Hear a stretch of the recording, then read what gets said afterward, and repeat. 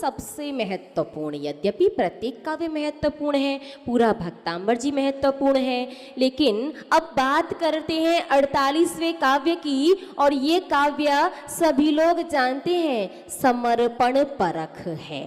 समर्पण का तात्पर्य है त्रिलोकीनाथ को अपना सर्वस्व अर्पण कर देना। निश्चित रूप से अपन कल उस बात को समझेंगे। आज अपन भक्तांबर जी को पूरा करते हैं, उसके बाद कल आप तैयार होकर के आइएगा, बिल्कुल शुद्ध वस्त्रों को पहन करके। कल पूरे 8 काव्यों की संक्षिप्त लघु विधि, आराधना, साधना प्रत्येक काव्य की, और किस मुहूर्त में कैसे क्या करना है हम आपको कल बताएंगे, ठीक है ना। तो आज 48वें नंबर का काव्य समर्पण परख काव्य है। सर्वस्व अर्पण करने का नाम समर्पण है। और जब त्रिलोकीनाथ को सर्वस्व अर्पण कर ही दिया, जब मेरा कुछ है ही नहीं, तो टेंशन काहे को लेना है, बिल्कुल नहीं लेना है। करना क्या है, आपको बहुत ध्यान से इस काव्य को पढ़ना है, क्योंकि ये काव्य आपके जीवन में कह सकते हैं ब्रह्मास्त्र की तरह काम आएगा। ब्रह्मास्त्र युद्ध क्षेत्र का एक ऐसा अस्त्र जिसका कोई तोड़ नहीं होता। बड़ी ही गजब की ऊर्जा है इस काव्य के एक एक शब्द का। जो ऑरा बनता है, ऑरा समझते हैं ना, एक आभा मंडल, एक चक्र जैसा जो बनता है, वो इतना प्रभावपूर्ण होता है कि 7 फीट तक के एरिया में कोई दूसरा व्यक्ति भी प्रवेश करे तो वो आपसे प्रभावित हुए बिना नहीं रह सकता। फिर सोचो, समस्याएं आएंगी तो वो तो आपसे प्रभावित होकर भूल ही जाएंगी, काहे के ले आए हती, वो आपके अनुसार चलेंगी। सिर्फ जीवन में समस्याएं ही नहीं, मानसिक, वाचनिक, शारीरिक, सामाजिक, आध्यात्मिक, धार्मिक, राजनैतिक, व्यापारिक, पारिवारिक, किसी भी प्रकार का कोई भी क्षेत्र हो, कैसा भी विकल्प हो, कैसी भी समस्या हो, बस 48वां काव्य दिन पढ़ना बिल्कुल शुद्ध है।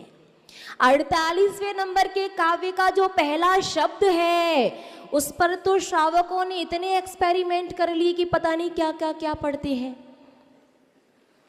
पहला काव्य, पहला शब्द नहीं, यदि पेपर में ना देखें तो क्या पढ़ेंगे, जिनवाणी में देख करके कोई पढ़ सकता क्या? स्तोत्र और स्त्रजम, ये क्या था? पहला जो शब्द है और दूसरा जो शब्द है पहली पंक्ति का, उसे 3 भागों में डिवाइड करना है। स्तो, त्रस, सृजम, क्योंकि अर्थ निकालना है स्तोत्र रूपी माला। देखिएगा चतुर्थ पंक्ति में मान तुंग शब्द आया है, और ये मान तुंग शब्द द्विअर्थी शब्द है। अधिकांश लोगों को लगता है कि आचार्य भगवंत मान तुंग स्वामी ने अपना नाम लिख दिया, और अधिकांश जिनवाणी में ऊपर वो कॉमा भी इस तरह से लगाते हैं कि उन्हीं का नाम है। नहीं, आचार्य भगवंत मानतुंग स्वामी का, यद्यपि उनका नाम भी यही है, आप ये अर्थ निकाल सकते हैं, लेकिन इस शब्द का यहाँ पर अर्थ ये निकलेगा कि हे भगवान जिनेंद्र देव, जो आपका भक्त है, हे परमपिता परमात्मा, हे त्रिलोकीनाथ, जो आपके प्रति पूर्ण समर्पित है, वो मान तुंगम विषा समुपैत लक्ष्मी, वो सम्मान के उत्तंग शिखर पर चढ़ करके मोक्ष रूपी लक्ष्मी को प्राप्त कर लेता है। सम्मान का उत्तंग शिखर का तात्पर्य है वो संसार में जितना भी उसका समय बाकी रहता है, वो उच्च कुल में ही जन्म लेता है।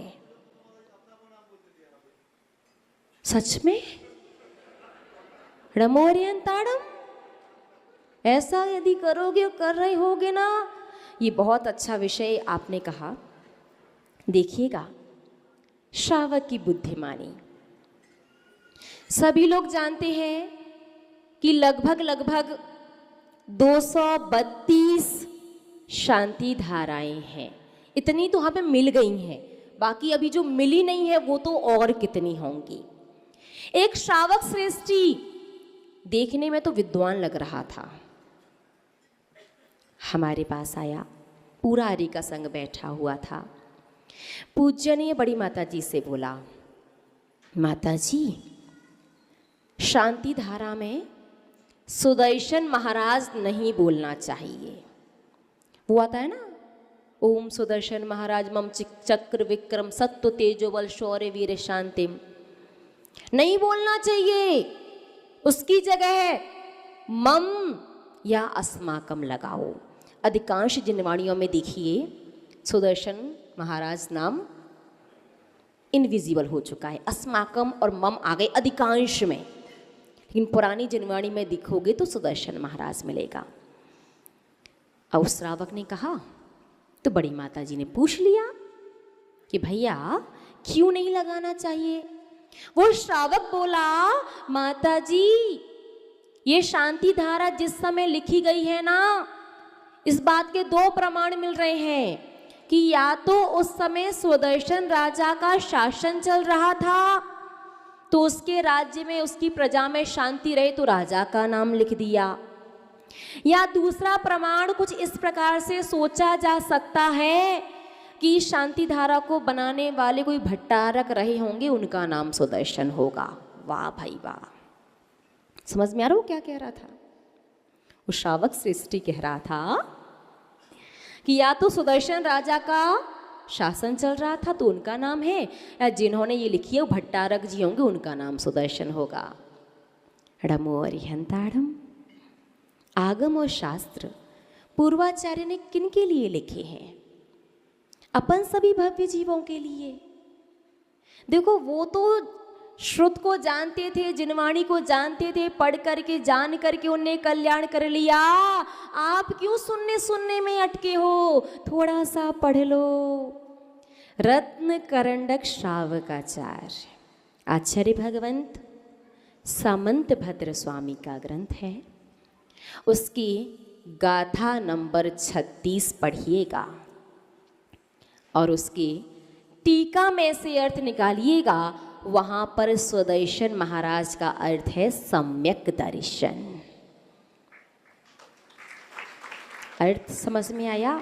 ओम सुदर्शन महाराज का तात्पर्य किसी भट्टारक या किसी राजा का नाम नहीं।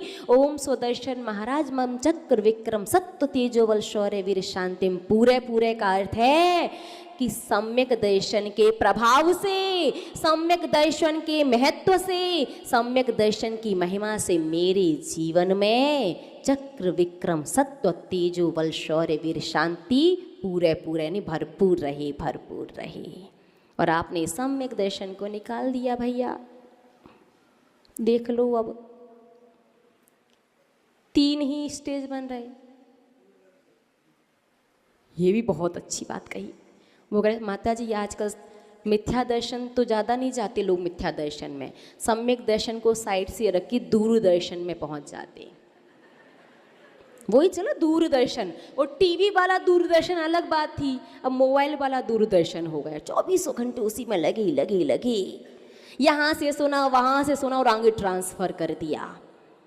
अरे पहले सुना है तो ढूंढ तो लो, पूछ तो लो कहाँ से बोल रहे हैं वो, क्या प्रमाण है, कहाँ लिखा है, कौन ने कहा है। जो भी श्रावक कहे कि सुदर्शन महाराज का मतलब कोई राजा या भट्टारक थे, उनसे प्रमाण मांग लेना। क्या करना है उनसे? ले आओ ये शांति धारा किस शताब्दी में बनी थी और कब थे वो भट्टारक जी। अपने मन से आप कह रहे हो मान लें क्या? और जब वो आपसे प्रमाण मांगे कि सुदर्शन मतलब सम्यक दर्शन अर्थ कहाँ से निकालना है, तो रत्न कर्णक श्रावकाचार्य की 36 नंबर की गाथा पकड़ा देना। बात समझ में आ गई ना? अपन को किसी का विरोध नहीं करना, अपन को स्वयं को बड़ा ज्ञानी सिद्ध नहीं करना, अपन को तो बस वास्तविक सच के मार्ग पर चलना है और दूसरों को यथासंभव बताने का प्रयास करना है, नहीं तो स्वयं तो निरंतर चलते ही रहना है।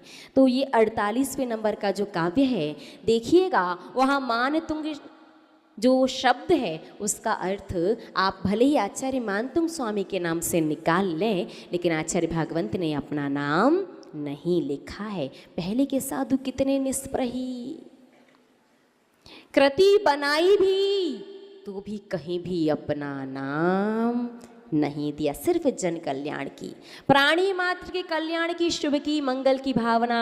और आज के श्रावक कितने समझदार, वो 51 रुपया की शांति धारा करवा रहे हैं तो फलाने फलाने का स्वास्थ्य लाभ और उसकी पुण्यतिथि और फलाने का बर्थडे और एनिवर्सरी।